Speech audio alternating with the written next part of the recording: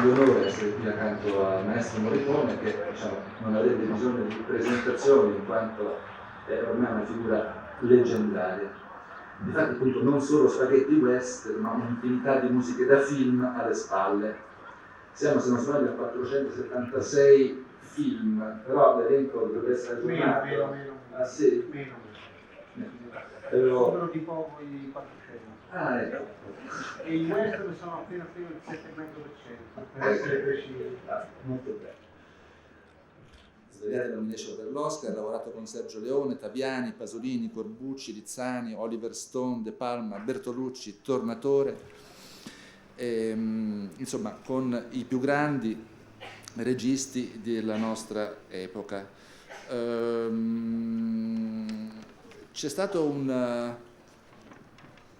proprio oggi che si celebra in questi giorni, insomma, qua la grande unione tra il cinema e la musica.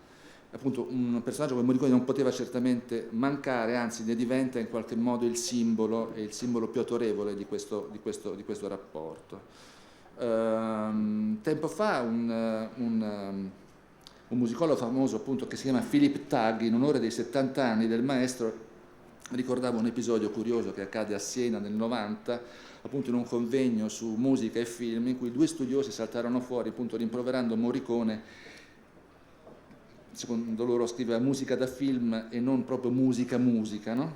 E allora appunto Philip Tagg è un po' insorto contro questa idea che appunto la musica da film fosse in fondo musica di serie B, e parte che non è vero, perché Morricone ha scritto moltissima musica colta, moltissima musica per concerti, per orchestra, che non è musica da film. Invece, a parte il contributo dato insomma nel genere western, nel genere per cui è diventato più famoso, perciò lo spaghetti western, Morricone Perché soffre ogni volta che citi gli spaghetti. Ah sì? Questi spaghetti western è una cosa che la perseguita. È bruttissimo perché sono film western italiani. Però appunto hanno ribaltato un po', no? Cioè il mito della purtroppo frontiera. Non so chi se l'ha inventato questo, bisognerebbe dargli una medaglia al disonore. Una medaglia al disonore. Beh, insomma, io dico che l'originalità della strumentazione, la cura del dettaglio, della timbrica, del fraseggio, associata alla sua invidiabilissima capacità di scrivere delle bellissime composizioni, dei motivi stupendi, non ha soltanto deliziato generazioni di amanti del cinema, ma ha anche influenzato tantissimi musicisti. Per esempio nella generazione lounge, dell'elettronica, è un culto Morricone, i suoi campionamenti pervadono una vastissima produzione, e arrivando ad influenzare anche un musicista dell'avanguardia come John Zorn, per esempio, che gli ha dedicato un omaggio molto importante in un album che si chiama Big Gut Down. Insomma, un eloquente omaggio al lavoro di Morricone svolto per il cinema, e adesso lui parlerà di cosa significa scrivere appunto musica per il cinema. Grazie. Beh, è scritto lì, scrive per il cinema aspetti e problemi di un'attività compositiva del nostro tempo. Oggi si parla di musica applicata con l'intento di distinguerla nettamente da quella assoluta, e così dicendo si afferma al tempo stesso una mezza verità e una mezza bugia. Si dice una mezza verità perché l'atteggiamento del compositore di fronte alla commissione di un pezzo di musica destinata alla sala di concerto è un atteggiamento essenzialmente libero dai condizionamenti, almeno consapevoli. Come si noterà, mi pare necessario distinguere fra condizionamenti consapevoli e inconsapevoli. Infatti, anche il più libero dei compositori si rapporta inconsapevolmente a una prassi più o meno consolidata, generi, forme, organici, tecniche di scrittura, tant'è vero che le rotture radicali nella storia della musica, cioè quelle che in un sol colpo hanno messo a discussione generi, forme, organici, grado di scrittura, si contano sulle dita di una mano. Penso a John Cage e non so pensare a molti altri oltre lui. Invece paradossalmente i grandissimi autori del passato sono stati il più delle volte artefici di sintesi e di concordanze. Non hanno negato un'epoca, ma ne hanno riassunto o recuperato tutti gli aspetti, portandoli a un estremo grado di perfezione.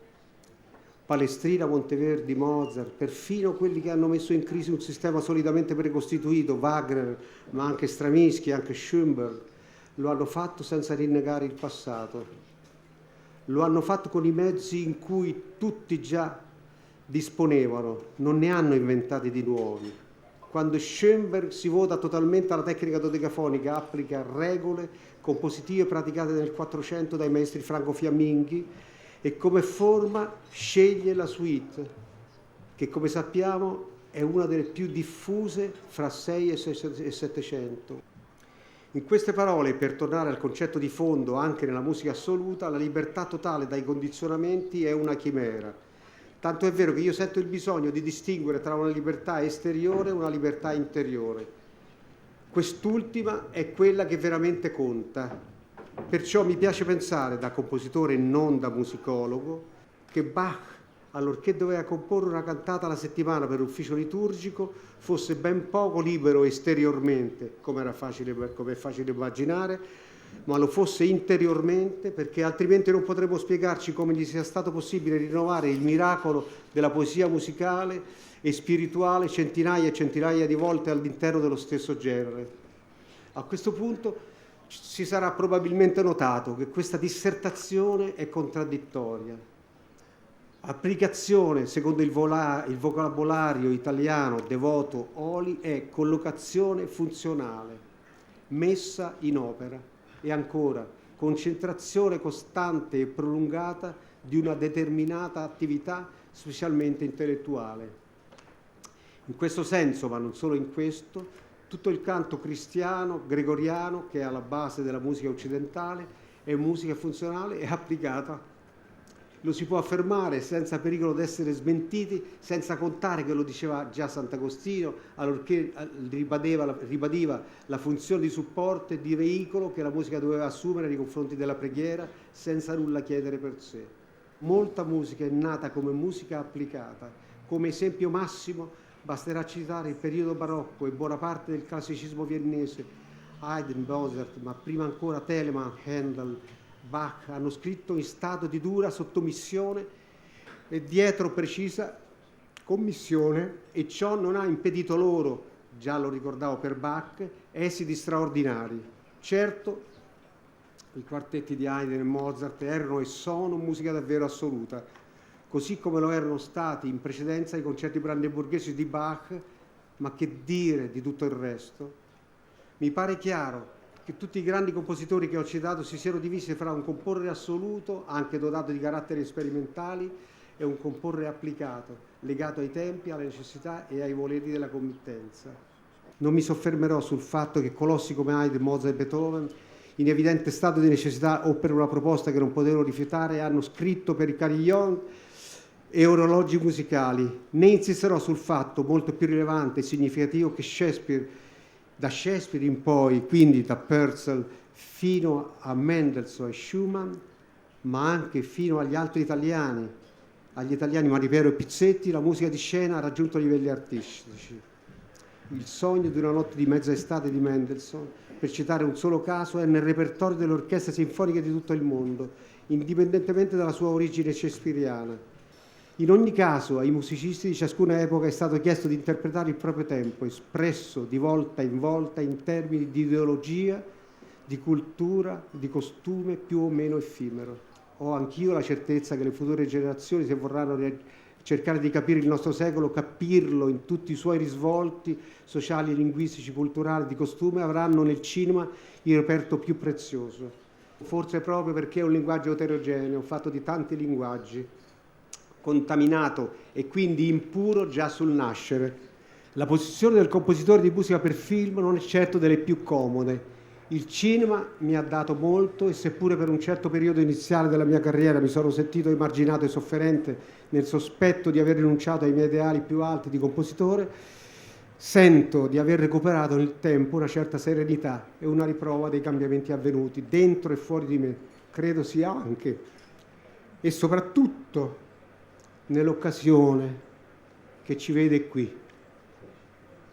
Vorrei avviarmi alla conclusione dicendo che nei limiti delle mie possibilità e in assenza spesso determinante di libertà esteriore, ho sempre cercato di perseguire una sorta di segreta libertà interiore, una libertà che pur nel rispetto della committenza, quindi delle esigenze spesso ferree del regista e talvolta della produzione, mi consentisse di mantenere una mia identità musicale.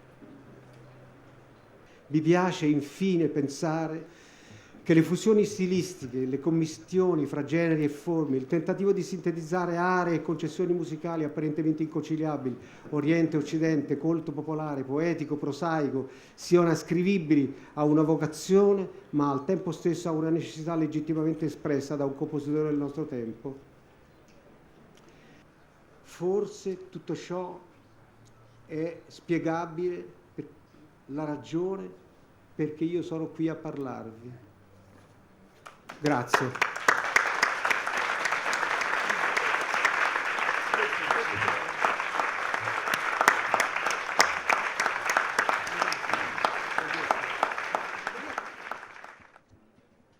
C'è una specie di leggenda di come è nata la musica del film La battaglia di Algeri. Vorrei sapere se lei ce la può raccontare. Beh. Questa è la prima domanda. E la seconda domanda, io vedo un bellissimo pianoforte qui e vorrei chiederle perché non ci accennina qualche cosa, qualsiasi cosa le voglia. Noi saremo felici di ascoltarla.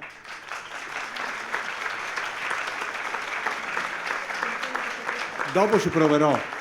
Io non sono un gran pianista, ma forse per avvalorare certe cose che ho detto qui, il tentativo di cui nessuno si accorge, il pubblico non si accorge, certamente non deve accorgersi di come ho lavorato in certi film, posso spiegare cosa vuol dire la serializzazione degli intervalli oppure la differenziazione, la contrapposizione degli intervalli di un tema melodico all'interno dello stesso film.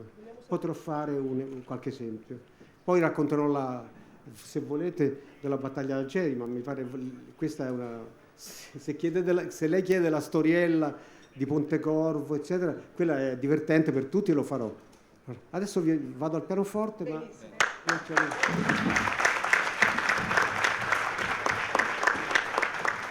Però vorrei spiegare cosa vuol dire lavorare sugli intervalli, il guaio del compositore di oggi, del cinema, di dove è il guaio? Non è poi il guaio, perché questo può fare in modo di avere delle piccole scoperte personali. Quello di lavorare con la musica tonale, cioè con la musica cosiddetta del pubblico orecchiabile, più facile, più acquisibile e non fastidiosa e non problematicamente complessa nell'ascolto di un film, nell'ascolto e nella visione di un film.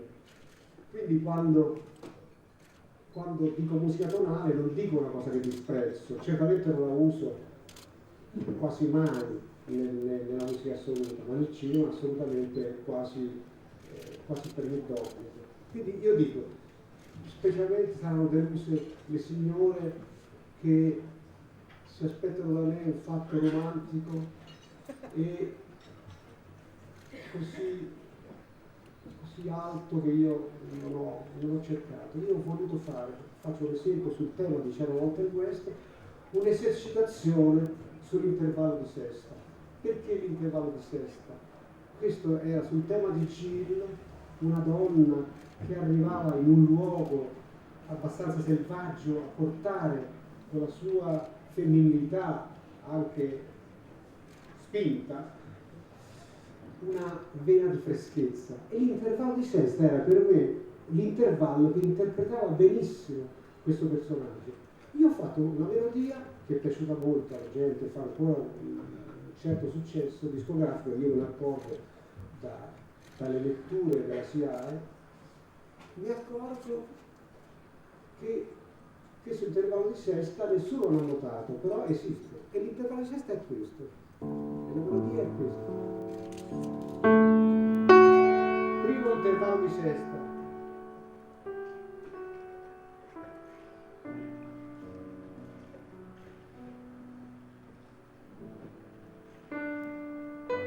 Altro intervallo di sesta.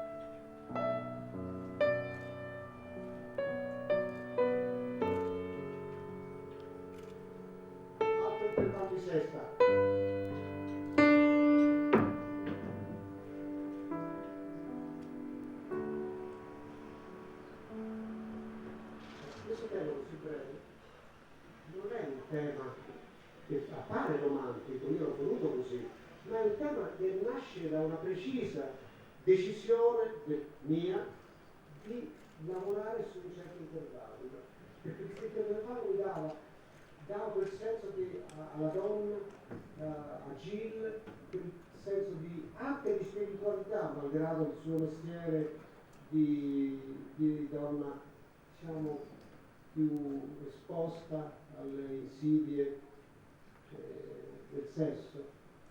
Ecco, quindi questo è un esempio. Poi ce n'è un altro, che per il film Metti una sera a cena, di cui naturalmente nessuno si accorge perché non se ne deve accorgere il pubblico. Quando io ho scritto un tema con l'intervallo di settima, l'intervallo di settima è un intervallo che applicato a una tonalità, l'intervallo di sesta lo vedete, si sposa benissimo con la tonalità.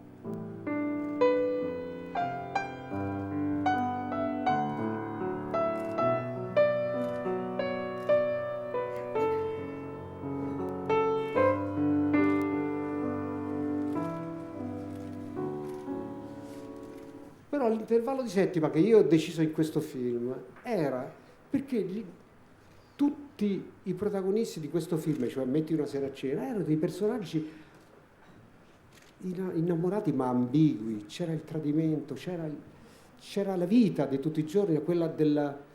E allora io ho pensato che l'intervallo di settima, un intervallo un po' neutro rispetto agli altri intervalli, potesse dare al film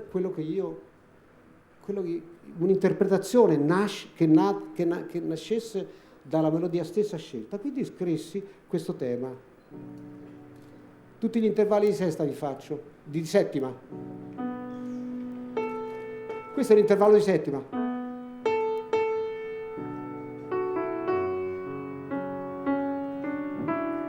Ancora un intervallo di settima. Ancora un intervallo di settima.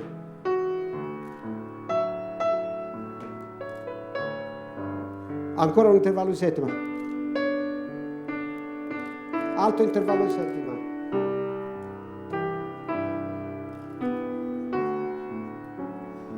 In contrapposizione a questo intervallo di settima c'è un intervallo, ho scelto 2 intervalli strettissimi. E voi ricorderete, forse quello che ricorderete di più è questo.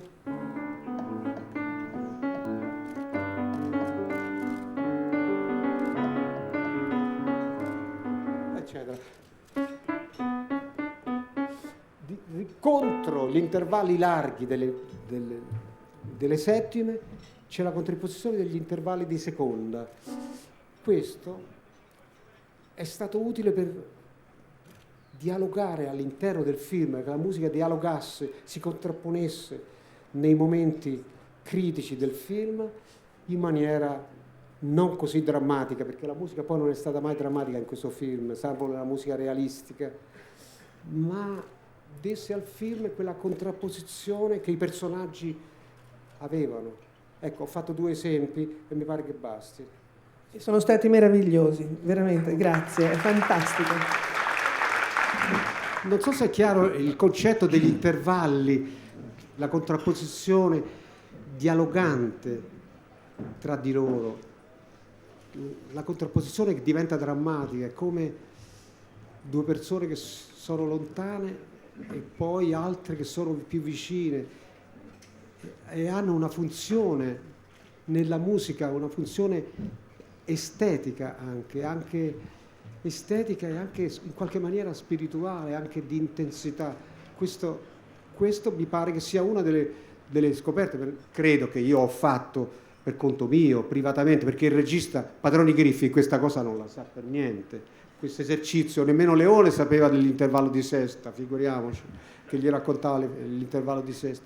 I registi non devono sapere queste cose sono io, me le sono fatte da solo, me le sono trovate da solo perché mi interessava inserire dei principi nella musica, costretto tra virgolette, a scrivere musica tonale nel cinema.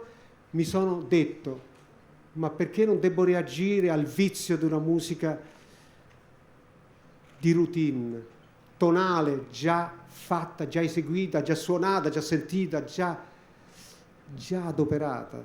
Allora il tentativo è quello di dare una giustificazione teorica a questo mio agire, a questo mio scrivere per il cinema. Per quanto riguarda la storia con Pontecorvo intanto c'è una grande amicizia quasi fraterna con Gillo, però ancora non c'era quando lui venne da me per chiedermi di fare le musiche della battaglia d'Algeri, e mi disse, intanto io domando sempre al regista quando arriva da me, e domando: ma perché mi hai chiamato? Ma perché? Lui mi sorprese e mi disse: sì, ho sentito la musica di Per qualche dollaro in più, mi è piaciuta molto e sono venuto da te per questa. Io mi sono stupito, perché voi chiamate in maniera dispregiativa spaghetti western, e un compositore, un regista, ma anche un po' compositore, come Gillo Pontecorvo, mi chiama per scrivere la musica di uno dei suoi più bei film, perché ha sentito la musica di Per qualche dollaro in più. Beh, io mi sono molto meravigliato, non ho replicato questo naturalmente, però mi sono molto meravigliato. Poi lui mi ha detto un'altra cosa: senti Ennio, noi faremo altri film insieme, ma stavolta io ho un contratto con Antonio Muso che dovrei io fare le musiche e dovrei scriverle. Io però non le scrivo, le fischio. Perché non le fai tu le musiche e io te le fischio qualcosa, ti fischio qualcosa? Va bene, io ero ancora molto giovane, nel senso che era poco tempo che mi ero avvicinato al cinema, e quindi accettai questa cosa, che poi non ho più accettato, perché nessuno mi ha fatto nemmeno una richiesta del genere. Siccome Gillo è sul film coautore della musica mia, della musica nostra in qualche maniera, scusa, dire musica mia, ma insomma della musica è coautore, io però voglio prendermi una piccola rivincita, ma lui lo sa questo, non lo dico, e presi una variazione di un tema, di un lavoro che avevo fatto sul tema di Frescobaldi. I titoli di testa di questo pezzo, di questa variazione, li ho scritti ristrumentandoli per i titoli di testa del film: l'assalto alla, come si chiama?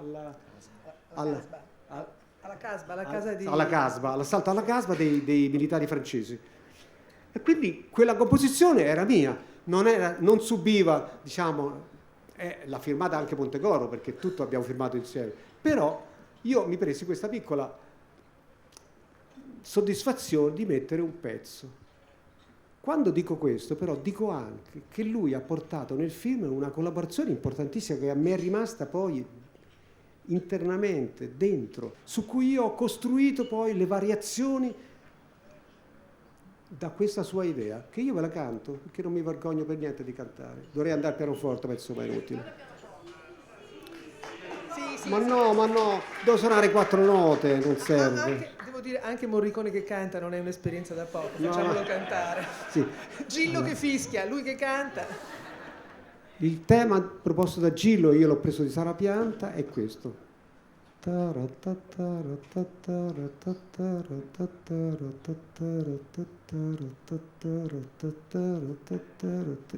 Può durare anche 2 giorni.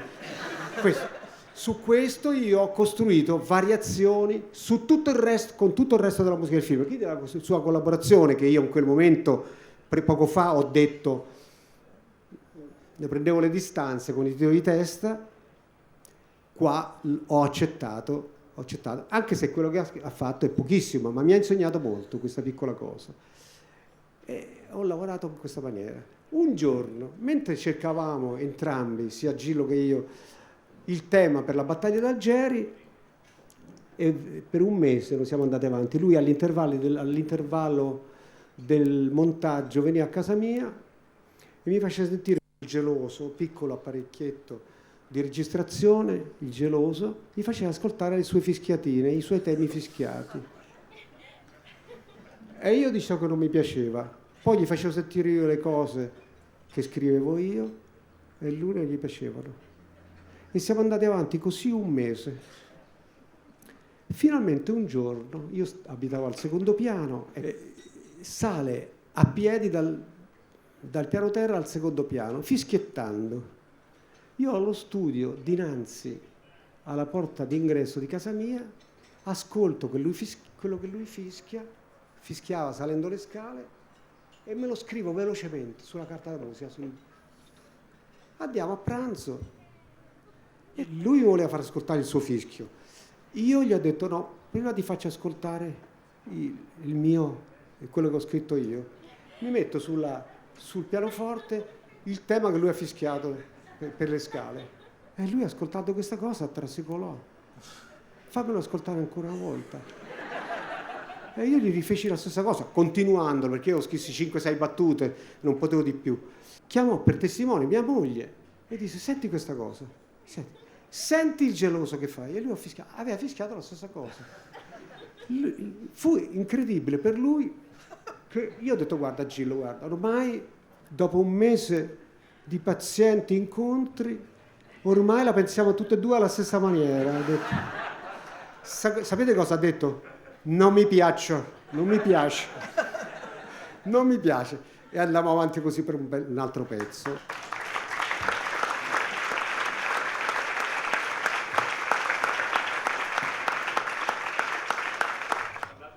Rapporto con un regista, volevo chiedere in generale, per lei è più importante visto che ha avuto, diciamo così, lavorato per lunghi periodi con dei registi, è più importante il fatto che un film sia di quel regista, non so, di Leone, di De Palma, o che sia un genere, un western, un film di gangster, oppure è proprio la situazione, le immagini di quel film in particolare che le producono, diciamo così, lo stimolo alla composizione?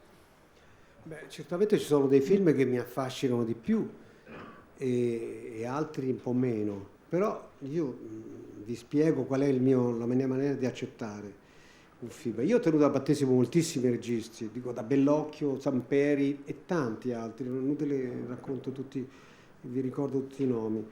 Quando mi offrirono di fare un film, io non è che chiedevo fammi leggere la sceneggiatura oppure fammi vedere il film, dicevo sì o no, dipendeva se io avevo da fare oppure avevo altri impegni. E quindi non sceglievo la qualità del film, né se era bello né se era brutto. Certo, certi film mi hanno affascinato, mi hanno strappato delle sensazioni bellissime e altri un po' meno. Ma quando io accetto di fare un film, lo accetto prima di vederlo. Io non posso rifiutare un film per la mia morale, per il rispetto che ho del cinema, per quello che mi ha dato e che pensavo che anche allora mi dovesse dare. Io non posso rifiutare un film dopo averlo visto. È un'offesa al regista. Specialmente poi io, quando vedo un film, tutti i compositori del cinema, quando vedono un film, non vedono il film finito, vedono il film con i ciak tagliati, appiccicati e il regista fa vedere il film in condizioni assurde. Io posso dare un giudizio di quel film dopo che è finito e dopo che io stesso ho scritto la musica. Per quanto riguarda i generi, no. Io nel periodo degli western io ne ho rifiutati moltissimi. Tutti i western sono passati sotto le mie decisioni. Io ne ho voluti fare soltanto alcuni.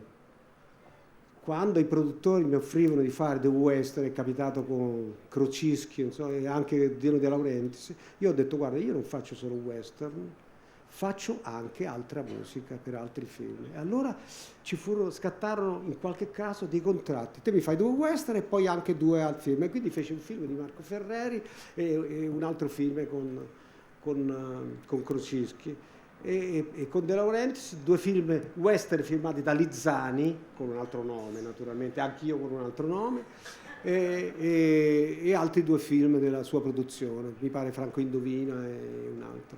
Insomma, non ho una preferenza dei generi, anzi, più sono diversi e più mi diverto, perché sarei assolutamente stanco di fare lo stesso genere di film.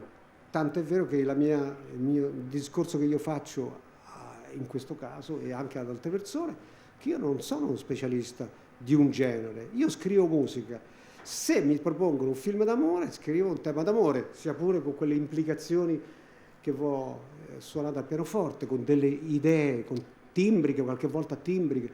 Se faccio un film western cerco anche di recuperare, come ho fatto nel Buono, il brutto e il cattivo, il suono degli animali. Perché il suono degli animali? Il suono degli animali nel tema di un film, in quel film dove tutto è selvaggio, mi parrebbe una cosa coerente e perfetta. Il suono del coyote in quel film, che è il tema del film, è una cosa che la gente non sa, ma quello che voi se ve lo ricordate ve lo canto. Questo è il verso del coyote. E quello è il tema del film. La re la re la, fa sol re, la re la re la, fa sempre lo stesso, è il suono del coyote. Mi sembrava di recuperare, mi sembrava giusto recuperare suoni extramusicali per un film che riuscisse con la sua ironia e con la sua drammaticità di questo urlo a chiarire bene i concetti del regista. Una domanda vorrei fare io, maestro Morricone. Capita spesso che ci sia prima la musica del film anche, cioè a proposito, ribaltando un po' questa storia dell'arte applicata, cioè mi risulta che per esempio Sergio Leone alcune scene prima di girarle avesse chiesto a lei la musica per poter ambientare, creare l'atmosfera negli attori, o sbaglio? Beh, ma questo viene alla lunga, da lontano viene questa cosa. Ve la racconto perché è anche curiosa.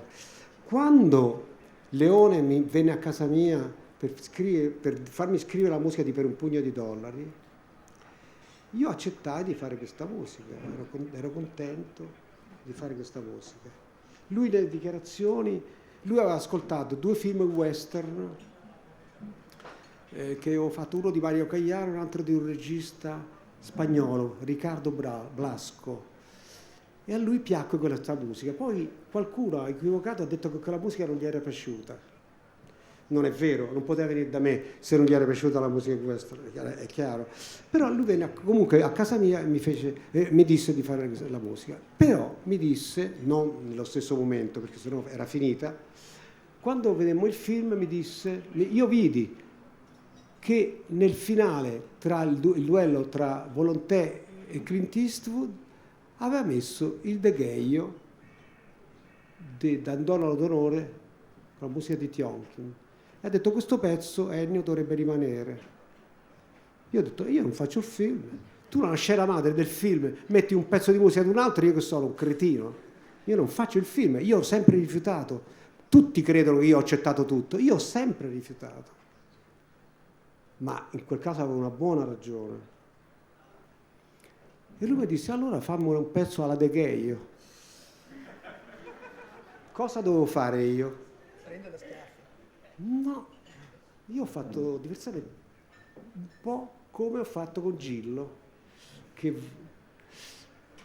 io presi una canzone che avevo scritto per una cantante di colore famosa, una delle Peter Sister, presi questo pezzo e glielo feci sentire, perché così sfuggivo alla richiesta del degheio. Io non volevo sottostare a questi abusi professionali, mai l'ho voluti, l'ho sempre rifiutati. Volete sentire come quello che avevo scritto io, la Ninna Nanna cantata da Peter Sister? Ve la vado a suonare al pianoforte brevemente. Sì.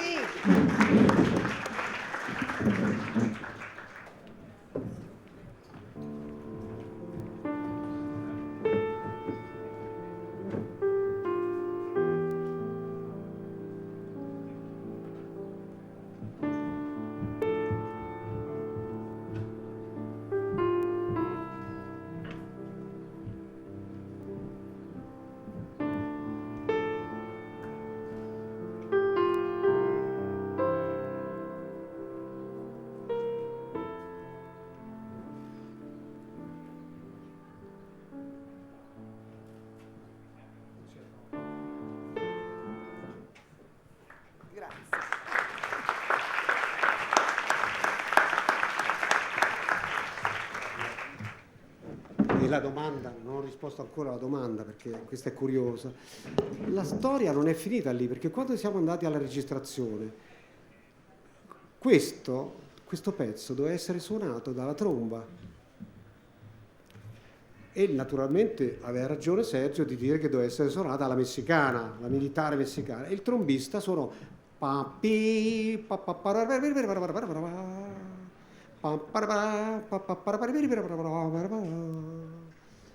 e naturalmente il pezzo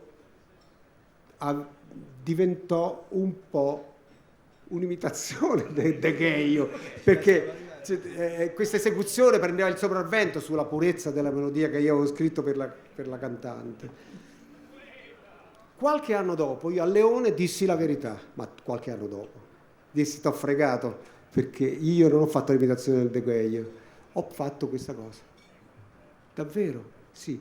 Allora lui da allora è diventato una specie di maniaco nel voler ascoltare i temi che scartavano gli altri registi.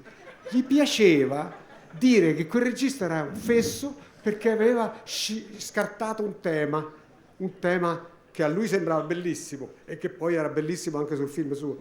Quindi io ho fatto molti film di Leone fatti prima, temi scritti prima e registrati prima, perché Leone aveva questa libidine di parlare male dei suoi colleghi, del loro gusto musicale, e quindi voleva assolutamente che io facessi ascoltare a lui i temi non scartati. A parte che non è che ci sono molti temi scartati. Il tema di Deborah del C'era una volta in America è un tema che non è stato scartato dal regista. Non vorrei dire il nome del regista, ma perché è vivente e bravo anche. Io l'avevo scritto in America, il regista l'ha accettato, stavo prendendo i tempi, quando a un certo punto mi dice il regista, questo regista che non nomino, mi dice guarda che qua ci va una canzone di Lionel Rich cantata da una cantante molto brava. Cioè, io ho detto scusa, io lascio il film, lascio che tu metta una canzone non mia nel film, e non faccio il film. Allora, altra volta, è venuto fuori il produttore che ho detto scusa, mi fai vedere il contratto in America, sta a Los Angeles, mi fai vedere il contratto. Non c'era scritto che dovevo accettare questa cosa. Io ho rifiutato il film con una carta firmata dal produttore che ero proprietario dei diritti di quello che già avevo scritto. E questo qua l'ho rifilato poi, rifilato a Sergio Leone. Il film era un film anche molto bello, un film americano di questo film. Non ce lo dici? Ma io potrei dirlo, ma mi pare che poi se poi scritto sui giornali mi pare brutto per Zeffirelli. Mi pare brutto per Zeffirelli. I giornalisti non le fanno queste cose. Il film era Endless Love. Bene, abbiamo aggiunto un tassello alla storia del cinema italiano. Ma non lo scrivete sui giornali, Ma subito sta scrivendo. Io ho notato nel mio lavoro che molti film avevano una musica di Bach, di Mozart, il Requiem di Mozart l'hanno usato chissà quante volte, Mahler, Morta a Venezia, vi ricorderete come funziona quel pezzo, quell'adagetto di Mahler. Allora mi sono domandato, ma perché questa musica che non è stata scritta per il film, perché funziona per questo film?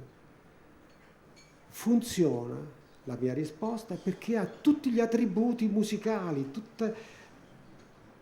è a posto formalmente, musicalmente, ha le sue ripetizioni, i suoi sviluppi, che non c'entrano nulla col film, eppure funzionano. E mi sono quindi risposto che la musica, più è musica, più funziona nel film. Allora, spesse volte io ho scritto la musica dopo aver visto il film pensando che la musica doveva avere questi attributi corretti, musicalmente corretti.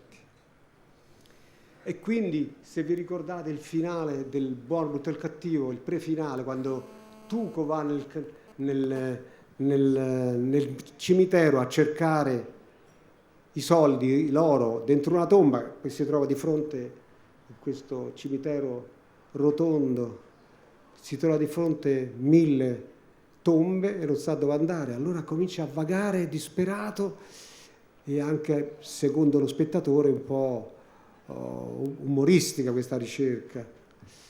E allora lì ho scritto un pezzo di musica che malgrado i 23 sincroni che ci sono nel film, questa musica ha una sua continuità che copre i tagli del montaggio che aveva dato Sergio e prende degli sincroni in maniera semplice, leggera, non fratturata come il montaggio in genere. Il cinema, abbiamo visto ieri sera il film, che il montaggio lo frattura, no? E se non c'è una musica o altri elementi del suono che lo fa diventare rotondo, vediamo un film così molto nevrotico. Ecco, quella scena lì era una scena veramente nevrotica, sia per la sua natura ma anche per i tagli del montaggio.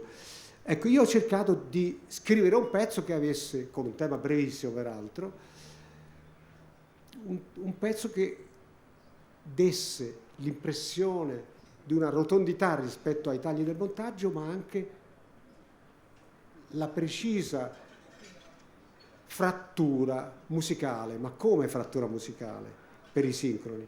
Frattura musicale sincera, dalla ripetizione strumentata, dall'accumulazione dei suoni, dall'accumulazione dei timbri, dai tagli formali che c'erano all'interno. Quando lui si ferma e fa così, io ho messo una voce come di un folletto che lo stesse sfottendo, una voce che appariva come misteriosamente. C'è una voce che fa wow, wow, wow, wow, che poi è un po' il tema del film iniziale. Ecco, questo per dire che la musica di un film si può scrivere prima, oppure scriverla dopo, ma pensando che sia scritta prima. Ennio Morricone, you're a very experienced arranger of pop music. Are you aware of your influence on modern pop music and electronica, downbeat musicians, and do you follow modern developments in pop music? Che ha detto? Ha chiesto se sente l'influenza della musica pop, della musica contemporanea nella sua e quali influenza, ma della musica pop soprattutto. Sì, il compositore che scrive per il cinema deve tener conto di quello che il pubblico con più facilità riesce a capire, più che capire, ad ascoltare senza problemi. Proprio il vero problema del compositore è quello di usare la sua musica nella maniera meno problematica per l'ascoltatore.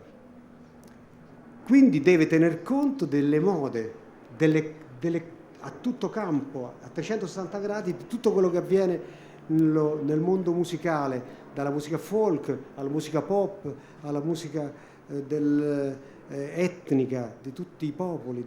Quindi la sua cultura deve essere profonda, ma anche la sua tecnica per poter assimilare queste e contaminare la sua scrittura con queste cose, cosa che io ho fatto regolarmente. La musica concreta, anche quella fatta dai suoni degli oggetti reali. Quindi il compositore del cinema deve sapere conoscere tutta la musica che esiste in questi tempi. Una delle cose importanti del compositore del cinema, disperato per scrivere delle musiche che abbiano qualcosa di diverso, è quella di fare qualche volta non mi piace dire collage perché non è il termine esatto, devi fare delle contaminazioni con tutto quello che succede. Soltanto così oggi nel cinema si può tentare di fare una musica un po' diversa. Il jazz può essere una importantissimo, ma come il jazz? Per esempio, l'esempio che ho fatto prima di Gino Pontecorvo che ha cantato è un esempio che nella musica primitiva esiste, nel jazz che viene dall'Africa esiste, questa ripetitività dell'inciso melodico, della brevità dell'inciso melodico, presa ormai anche dalla televisione, quando sugli spot pubblicitari, quando sentiamo quella scemenza, plasbo, ecco, questa viene dalla musica primitiva, la brevità che rimane fissa nella mente dell'ascoltatore e che comunque non si scrive nella musica primitiva, non si scrive la musica, si tramanda nella memoria. Quindi il compositore deve prendere atto di tutto quello che avviene e agire di conseguenza. C'era un'altra sfumatura della domanda del signore che riguarda proprio, mi sembra volesse chiederle se lei è consapevole della sua popolarità presso appunto musicisti di musica pop, musicisti di elettronica, musicisti che usano molto anche nei campionamenti tantissime sue cose scritte. Plagio? No, lo so, loro mi chiedono autorizzazioni lasciandomi tutti i diritti. Devo dire che sono richieste incredibili. Tantissime, certe volte dico di no perché le cose non sono molto consistenti, però ormai accetto questa cosa, ma forse questa voglia di Morricone nella musica quella che non so come la chiama, pop rock, pop, elettronica, sì. Forse nasce dalla volontaria semplicità in cui io scrivo. Io in tutti i film adopero, salvo nei pezzi dissonanti, una armonizzazione, un'armonicità, di una semplicità dilettantesca. Io mi prendo la mia vendetta su questa decisione perché non voglio disturbare questa semplicità armonica, non voglio disturbare la gente con complicazioni, salvo che quando, come nei film d'argento, andiamo proprio sulle dissonanze più assurde, sia timbriche che armoniche.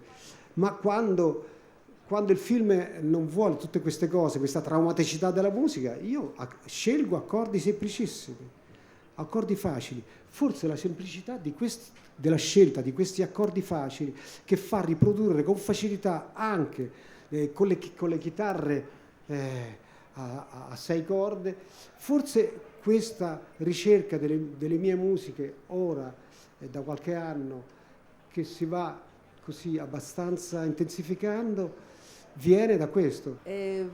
Volevo chiederle questo, lei prima in maniera molto esaudiente ci ha spiegato le pause e ha anche aggiunto: qui ho fatto una lunga pausa. Intervalli, sì. Qui ho fatto un lungo intervallo perché lei era esposta alle insidie del sesso. La mia domanda è questa: se lei scrive le musiche prima, come avvengono poi gli intervalli? Per Metti una sera a cena io non ho scritto la musica prima. La musica l'ho scritta dopo aver visto il film. E quindi ho potuto fare quella scelta. In altri film faccio delle altre scelte. E poi quando lei chiama pausa gli intervalli non sono pausa. Esatto, infatti mi sono corretta. Ah, ecco, va bene. No, poi gioco anche sulle pause. Nella mia musica la pausa è l'intervallo tra un suono e un altro, è fondamentale anche. Il gioco delle pause nel cinema, il silenzio immobile di un momento e la ripresa del suono. Io ho imparato da tanti anni fa, vedendo dei film giapponesi dove attaccavano con un accordo semplicissimo, non accordo, un pedale, 2 cose, su un silenzio. E questo attacco musicale da un silenzio sembrava una cosa incredibilmente sovrumana, straordinaria. Musicalmente era nulla. Spesse volte voi, pubblico, vi sorprenderete di miei attacchi musicali con un pedale semplicissimo. Perché la musica deve introdursi in una realtà di un film che non la vuole assolutamente. La musica è fuori del film, la musica che io scrivo, che scrivono tutti i compositori, è fuori del film. Diciamo, è un arbitrio artistico del regista e del compositore. La musica, il film non vuole una musica. Il film vuole rappresentare una realtà sia pure mutata, sia pure elaborata del regista, ma la musica non c'entra. La musica esce da dove esce? Quella musica, non quella che esce da una televisione o da un grammofono o da un pianoforte che vediamo sulla scena. La musica esce da un altrove che non sappiamo qual è, altrove misterioso. Quindi la musica non c'entra nulla nel film. Proprio perché non c'entra nulla nel film, i giapponesi avevano capito, attaccavano le musiche nel silenzio e poi cominciava la vera musica per attrarre l'attenzione dell'ascoltatore, spettatore, e poi cominciava quello che voleva raccontare musicalmente. Quello era per rompere, e perché, ecco, io dico, bussare, chiedere permesso educatamente e poi entrare. Quel pedale lì dei giapponesi, e quando lo faccio io, è bussare alla porta del regista, mi fai entrare, mi fai dire la mia, mi fai raccontare la storia che non si racconta col testo né con le immagini. Io entro e dopo 10, 15, forse 20 secondi comincio a raccontare la mia storia, che è quella dei personaggi. È chiaro un po'? Il pedale non è chiaro. Grazie immensamente della generosità, delle idee, delle cose. Grazie a Alberto Dentice, che è il conduttore di questa giornata. Grazie ancora a tutti. Grazie.